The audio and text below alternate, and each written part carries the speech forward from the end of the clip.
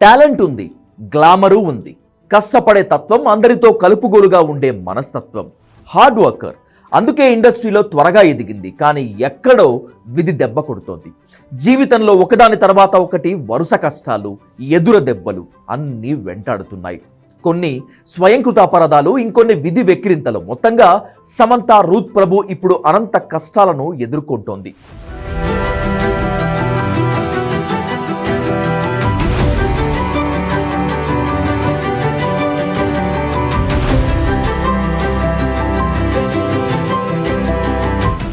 పడి లేవటం, లేచి పడటం. వ్యక్తిగతంగా కెరీర్ పరంగా సమంతకు కొత్త ఏం కాదు.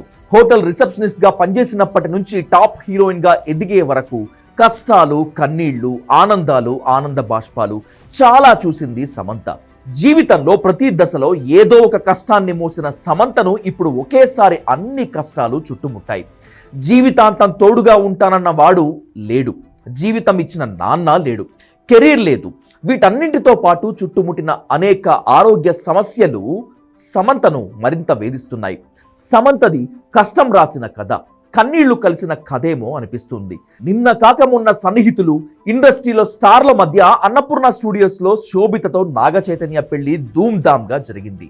చైతు రెండో పెళ్లి వేళ సమంత కష్టాలపై ఇప్పుడు కొత్త చర్చ మొదలైంది. ఇప్పుడు ఆమె ఎలా ఉందో, వీళ్ళిద్దరి పెళ్లి చూసి ఎలా ఫీల్ అవుతుందో అని చుట్టూ ఉన్న వాళ్ళు చర్చించుకుంటున్నారు.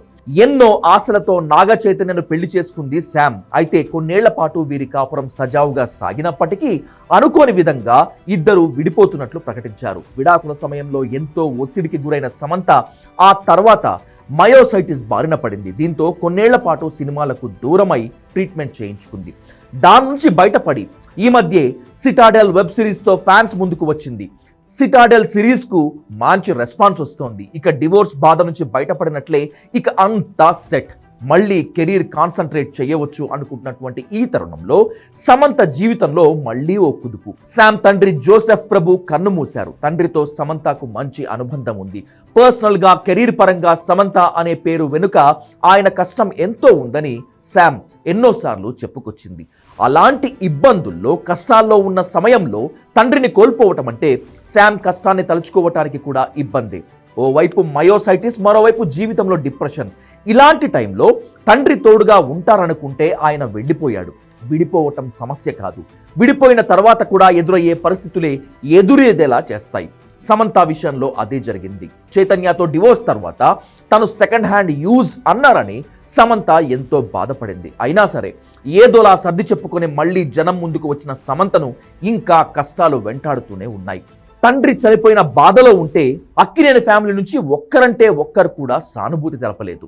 ఎంత బిజీగా ఉన్నా, డైరెక్ట్గా మాట్లాడకపోయినా, సోషల్ మీడియాలో అయినా కనీసం సానుభూతి, సంతాపం చెప్పొచ్చు కదా అనేది సమంత ఫ్యాన్స్ ఆర్గ్యుమెంట్. నాగ చైతన్యతో డివోర్స్, ఆ తర్వాత మయోసైటిస్, మరోవైపు కెరియర్లో స్ట్రగుల్, వీటన్నింటికీ మించి సమంతకు ఎటువంటి సంబంధం లేకుండానే ఓ చిల్లర వ్యవహారంలో చిక్కుకుంది. మంత్రి Konda Surekha TRS working president KTR ని టార్గెట్ చేస్తూ సమంతను పంపించాలని కేటీఆర్ నాగార్జునను డిమాండ్ చేశాడని, సమంత నిరాకరించిందని ఓ అసహ్యకరమైన స్టేట్మెంట్ ఇచ్చింది. దీనిపై ప్రస్తుతం కోర్టులో కేసు నడుస్తోంది. నాగ చైతన్య డైవర్స్ 100% కేటీఆర్ చేయబట్టే అయింది. ఎందుకంటే కన్వెన్షన్ హాల్ని కూలగొట్టొద్దు అని అంటే సమంతను నా దగ్గరికి పంపాలి అని చెప్పి ఆయన డిమాండ్ చేశాడు. సమంత గారిని వెళ్ళమని చెప్పి నాగార్జున వాళ్ళు ఫోర్స్ చేశారు. సమంత నేను వెళ్ళను అనింది. వెళ్ళను అంటే వాళ్ళు చెప్తే వింటే విను, లేకపోతే వెళ్ళిపోండి, డైవర్స్ ఇచ్చారు. అది ఓపెన్ సీక్రెట్. అక్కినేని కుటుంబాన్ని, హైదరాబాద్ ని సమంత వదిలేసి వెళ్లిపోయినా ఇక్కడ వివాదాల్లో తరచూ ఆమె పేరుని ప్రస్తావిస్తూనే ఉన్నారు కొందరు. అదే విషయాన్ని సమంత ఎక్స్ లో ట్వీట్ చేసింది కూడా. అంతేకాదు, నాగ చైతన్యతో పెళ్లికి ముందు సమంత హీరో సిద్ధార్థతో ప్రేమ వ్యవహారాలు నడిపింది. శ్రీకాళహస్తిలో ఇద్దరు కలిసి భార్యాభర్తల్లాగే రాహుకేతు పూజలు చేసుకున్నారు కూడా. కానీ కొన్నాళ్ల తర్వాత వాళ్ళ ప్రేమ బ్రేకప్ అయింది. అప్పుడప్పుడు సమంతని టార్గెట్ చేస్తూ సిద్ధార్థ పరోక్షంగా విమర్శిస్తూ ఎక్స్లో ట్వీట్లు కూడా పెడుతుంటాడు. సిద్ధార్థ లాంటి వాడి విషయంలో సమంత చేసిన స్వయంకృత అపరాధం ఇలా వెంటాడుతూ ఉంది. అలాగే కొన్నేళ్ల పాటు మాటల మరాఠీ అయిన ఓ దర్శకుడి మాయలో పడిపోవటం కూడా సమంతకు పెళ్లైన తర్వాత చాలా సమస్యలు తెచ్చింది. సమంతతో విడాకులకు ముందే శోభిత ధూళిపాళ్లతో వ్యవహారం నడిపిన నాగ చైతన్య సమంతాని తక్కువ చేయటానికి పెళ్లికి ముందు ఆమె అఫైర్స్ ని ఆయుధంగా వాడాడు. మొత్తం మీద కెరీర్, పెళ్లి అనే ఎపిసోడ్స్లో ఒంటరిగా మిగిలిపోయిన సమంత, నాగ చైతన్య, శోభిత పెళ్లి రోజు ఆమె చేసిన ఆసక్తికరమైన వీడియో ట్వీట్ మనోధైర్యం కోసం ఆమె ఎంత కష్టపడుతుందో చెప్పకనే చెప్తుంది.